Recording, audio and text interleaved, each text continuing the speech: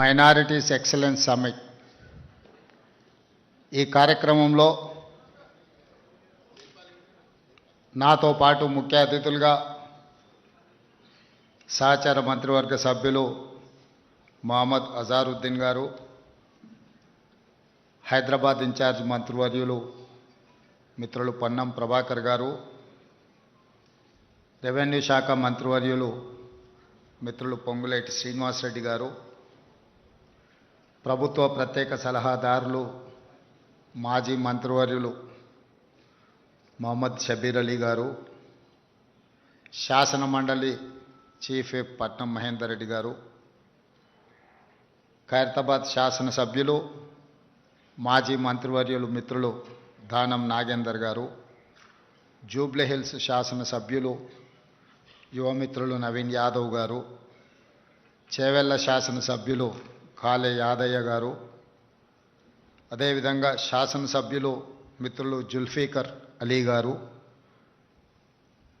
మొహమ్మద్ ఫహీం ఖురేషి గారు, ఖుస్రు పాషా గారు, ఉబైదుల్లా కోత్వాల్ గారు, తాహిర్ బిన్ అహ్మద్ గారు, అజ్మతుల్లా వక్ఫ్ బోర్డ్ చైర్మన్ గారు, దీపక్ జాన్ సికింద్రాబాద్ జిల్లా పార్టీ అధ్యక్షులు, ఇతర కాంగ్రెస్ పార్టీ నాయకులు, ఈనాడు ప్రత్యేకంగా అభినందించడానికి ఆహ్వానించిన గ్రూప్ 1, గ్రూప్ 2, గ్రూప్ 3, గ్రూప్ 4 ఇతర విభాగాలలో నైపుణ్యాన్ని ప్రదర్శించి తెలంగాణ రాష్ట్రానికి గౌరవ ప్రతిష్టలు పెంచిన మైనారిటీ యువమిత్రులందరినీ కూడా మనస్ఫూర్తిగా ఈ సందర్భంగా నేను అభినందిస్తున్నాను.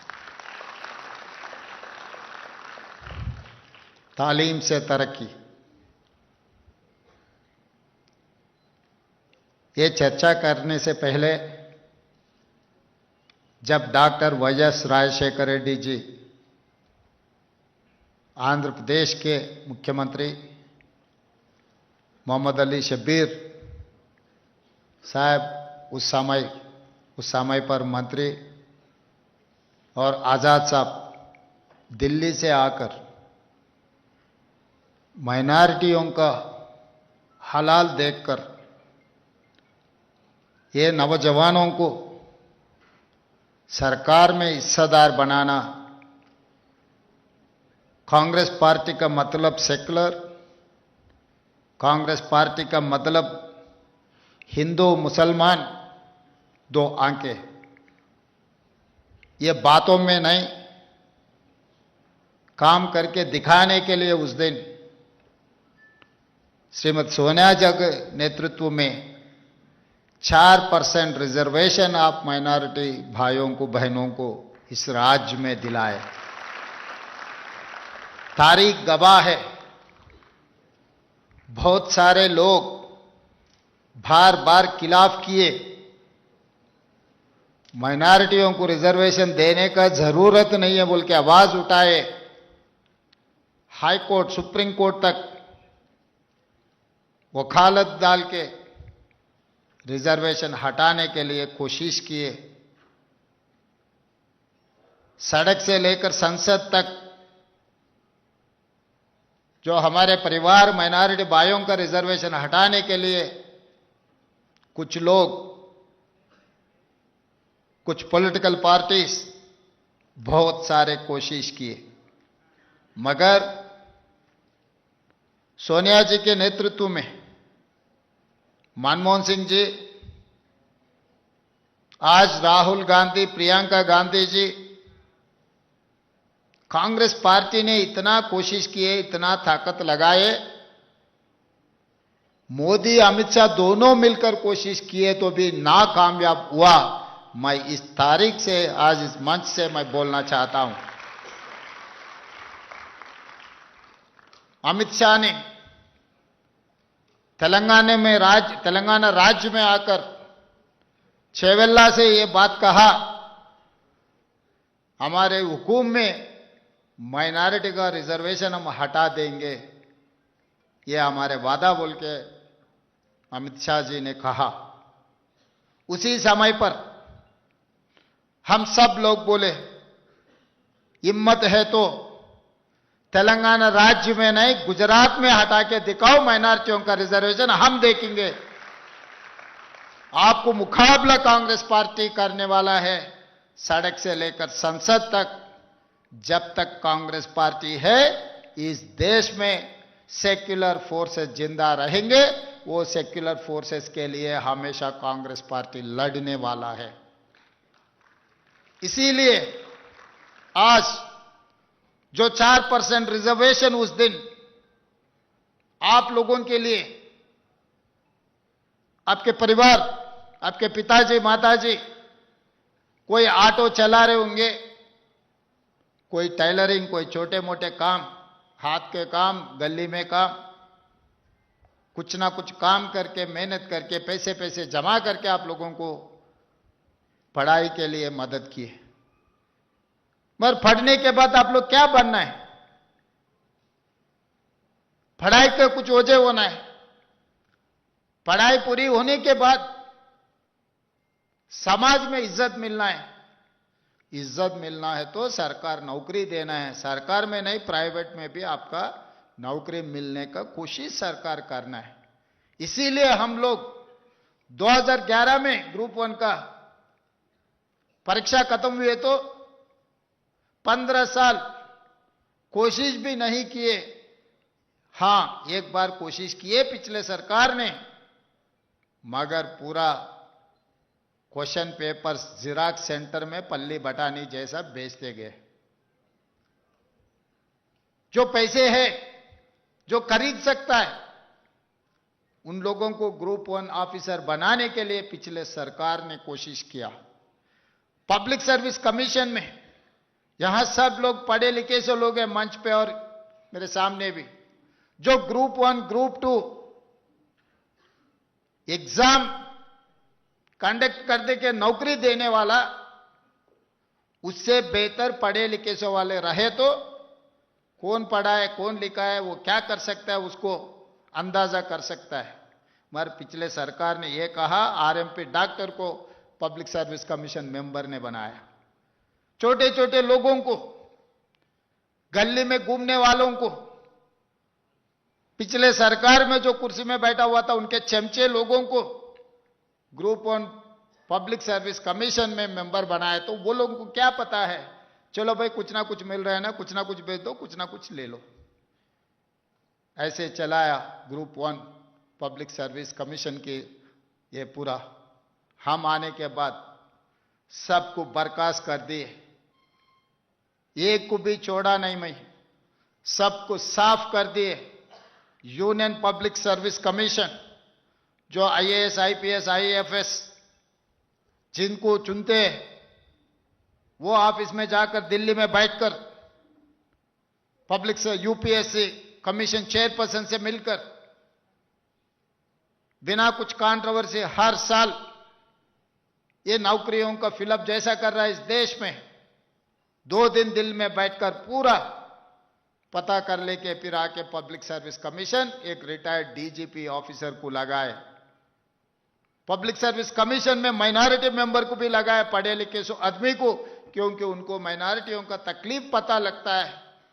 उर्दू में अगर कुछ पेपर तैयार करना है तो कुछ समझदार आदमी पब्लिक सर्विस कमीशन में रहने के लिए माइनॉरिटी मेंबर को भी पब्लिक सर्विस कमीशन में जगह देकर कांग्रेस पार्टी ने पब्लिक सर्विस कमीशन से ये ग्रुप 1 परीक्षा पूरी की। इल्जाम लगाए, हमारे ऊपर आरोप लगाए, ये सरकार भी ऐसे वैसे किए, ये सही नहीं है, इन लोगों को पूरा परीक्षा हटा दो, नया नोटिफिकेशन देने के लिए बीआरएस पार्टी, केटीआर सब मिलकर हाईकोर्ट से लेकर सुप्रीम कोर्ट तक आपके तरफ से हमारा कोई लेन देन नहीं है। मेरा परिवार से या शब्बीर भाई परिवार से नहीं, अजहरुद्दीन भाई के परिवार से कोई हम ग्रुप 1 नौकरी नहीं लिए, हमको मिलने वाले भी नहीं है, हमारे बच्चे परीक्षा भी नहीं लिखे।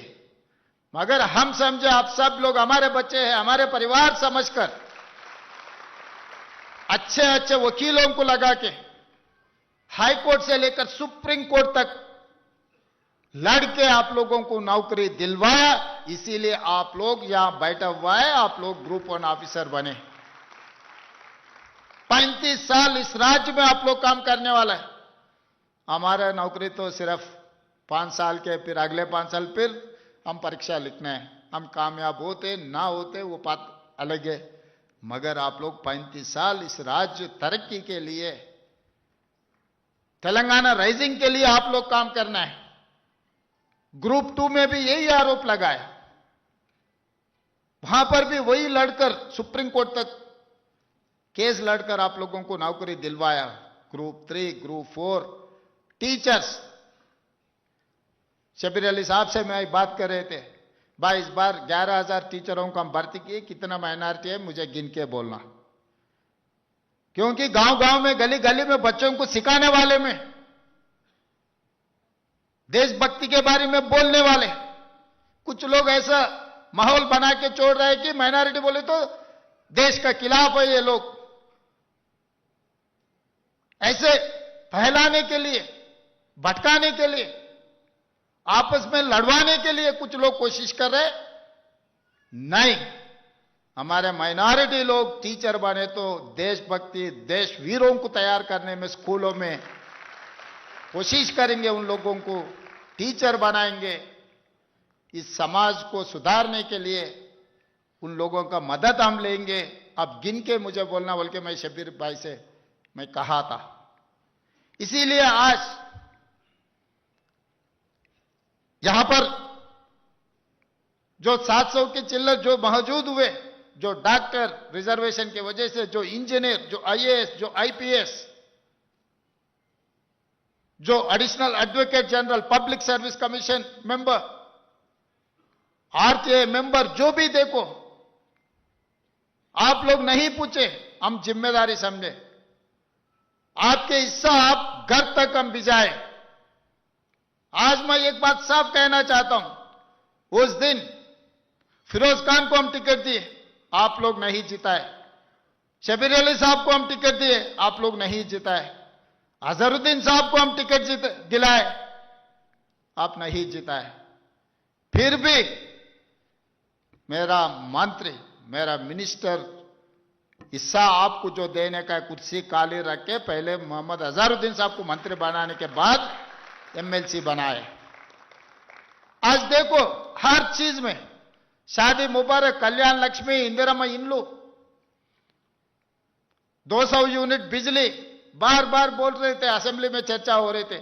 ओल्ड सिटी में पूरा बिजली चोरी करते रहते, माइनॉरिटी लोग बिजली का बिल पे नहीं करते। आज मैं हिम्मत से बोलना चाहता हूं, 200 यूनिट बिजली जो मुफ्त में सरकार दे रहा है, सबसे ज्यादा हमारे माइनॉरिटी भाई बहनों के लिए भला हुआ, अच्छा हुआ। सर उठा के जीने के लिए हम लोग कोशिश कर रहा है हर चीज में। आज बस में हमारे महिलाओं को हम जगह दिए, हमारे छोटे छोटे बहना स्कूल को जाने के लिए, कॉलेज को जाने के लिए, नौकरी करने के लिए, कारोबार में जाने के लिए हर महीने में 5,000 10,000 रुपए आज उन लोग बचा ले रहे। ये पैसे छोटे बच्चों को पढ़ने के लिए, लिखने के लिए, घर में कुछ खर्चा निकालने के लिए आज इस्तेमाल कर रहे। हर जगह में मैं एक बात साफ कहना चाहता हूं, मेरे लिए हिंदू मुसलमान अलग अलग नहीं है। मेरे लिए 2 अंक है हिंदू मुस्लिम।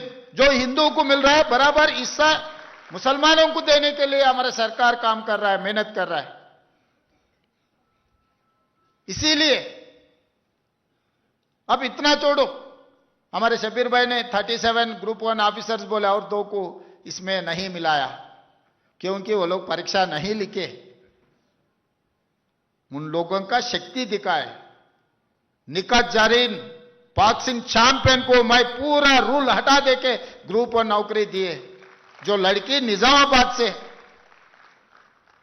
गरीब परिवार से निकलकर इस देश का नाम रोशन किए, बॉक्सिंग चैंपियनशिप ले आकर इस देश में तेलंगाना का नाम, इस देश का नाम रोशन किए, निकात जरीन को मैं ग्रुप 1 नौकरी दिए, 3 करोड़ रुपए रिवार्ड भी दिए।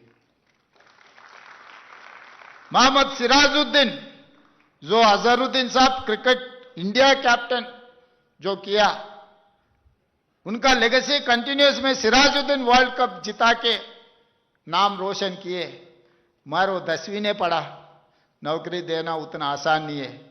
मगर कैबिनेट में ले जाकर पूरा रूल को हटा देके सिराजुद्दीन का जो डीएसपी बना, डीएसपी सिराजुद्दीन बना इस राज्य में।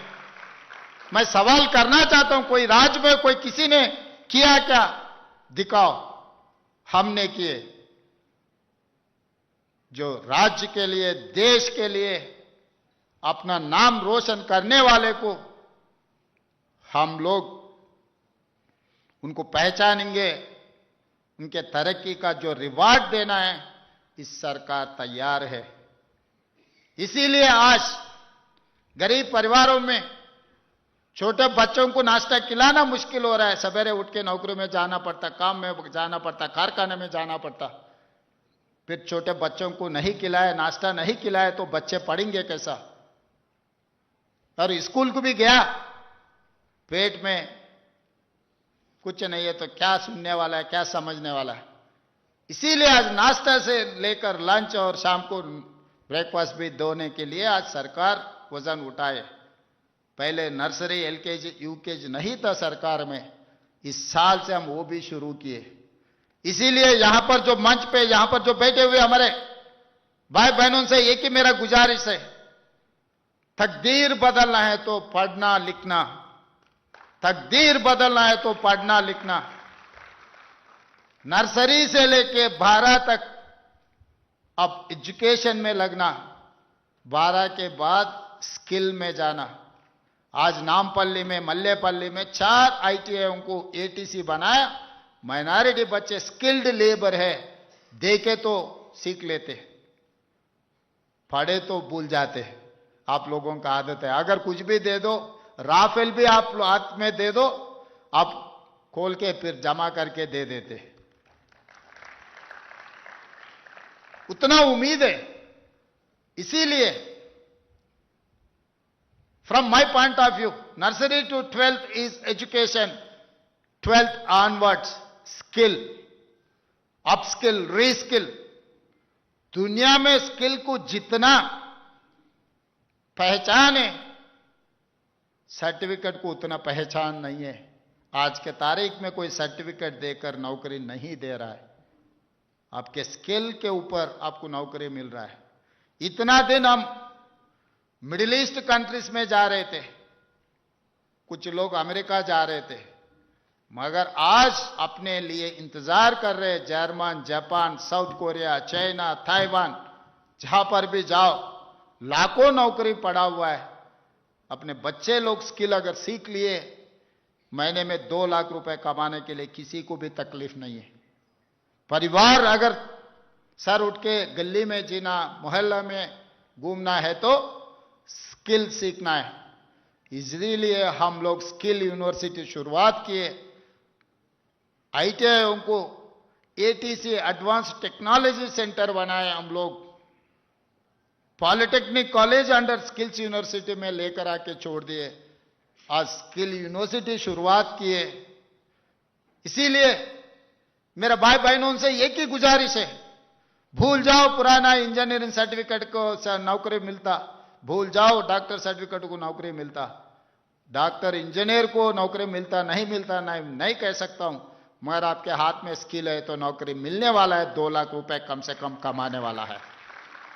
काम वाला बन जाओ, काम सीखो, वो एक ही अपना किस्मत बदलने वाला है।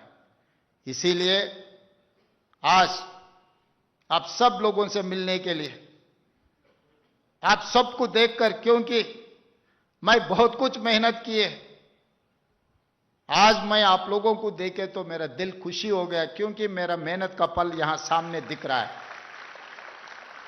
जब जिसने मेहनत करता है, जिसने कोशिश करता है, उनको फल देके तो दिल खुश हो जाते हैं। इसीलिए आज आप सब लोगों को बुला के, मिल के, तालीम से लेकर तरक्की तक आप लोगों को आगे ले जाने के लिए आपके भाई रेवंत अन्ना यहां खड़ा हुआ है। आज मेरे सरकार मेरा अकेले मेहनत से नहीं तो मेरा परिवार, मेरे जाति लोग वोट दिए तो नहीं बना। आप सब मिलकर मुझे मदद दिए तो, ताकत दिए तो आज तेलंगाना राज्य का मुख्यमंत्री बनकर यहां खड़ा होकर मैं कोशिश कर रहा हूं। आगे भी मेरा कोशिश जारी रहेंगे, मगर अभी भी कुछ साजिश हो रहा है। इसका नाम SIR.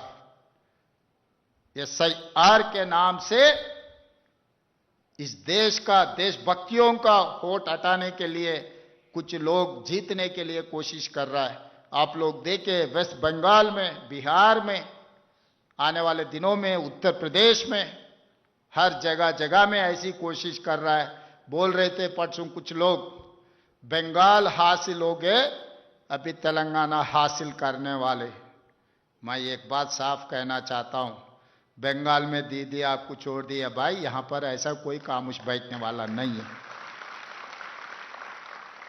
Election commission of India, ED, income tax, CBI, SIR सब मिले तो भी आपको नहीं जिताने देंगे तेलंगाना में। यहां के जनता को पता है कौन कैसा आदमी है, किसके दिल में क्या है, जहर किसके दिल में है, प्यार किसके दिमाग में है, यहां के जनता को सब पता है। इसीलिए हर वोट बहुत कीमती है, सोने से भी ज्यादा कीमती है वोट।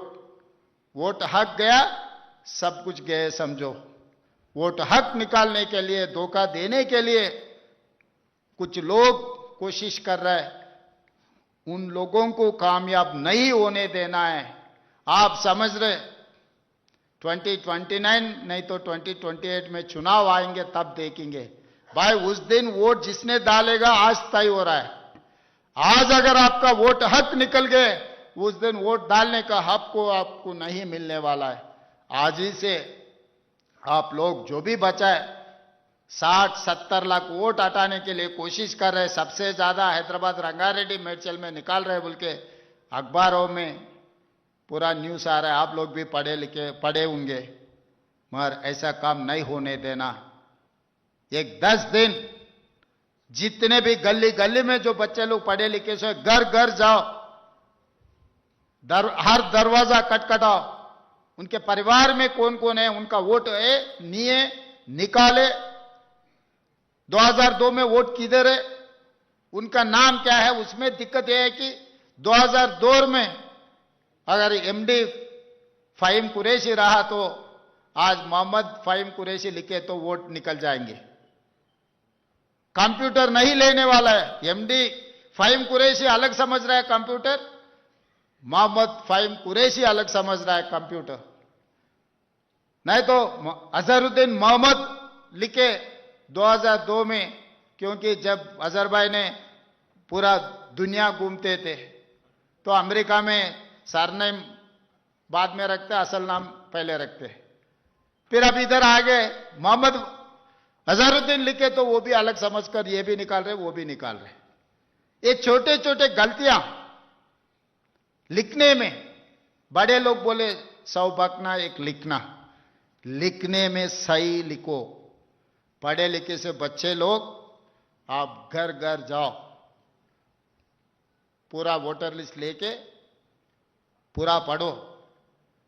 बूथ लेवल ऑफिसर सरकार वाले काम किए नहीं किए छोड़ दो, बूथ लेवल एजेंट बनकर एप्लीकेशन पूरा, दरखास्त पूरा आप पूरे करके सरकार में देने का। हर गली में आप लोग एक 10 दिन ये राज्य को बचाने के लिए, जो हमला करने के लिए गुजरात से निकलकर इधर आ रहे, उन लोगों को रोकने का जिम्मेदारी आप लोग लेना है।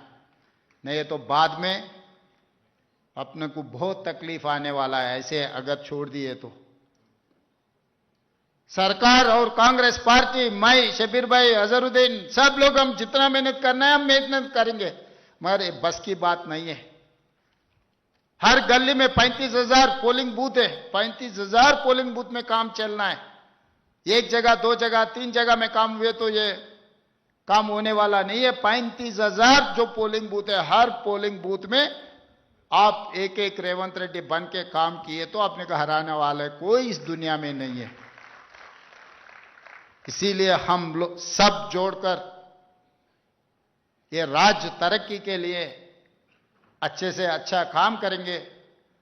जो सरकार से जो मिल सकता है आप लोग पूछने का जरूरी नहीं है, आपकी हिस्सा आपके घर पे मैं पहुंचा दूंगा।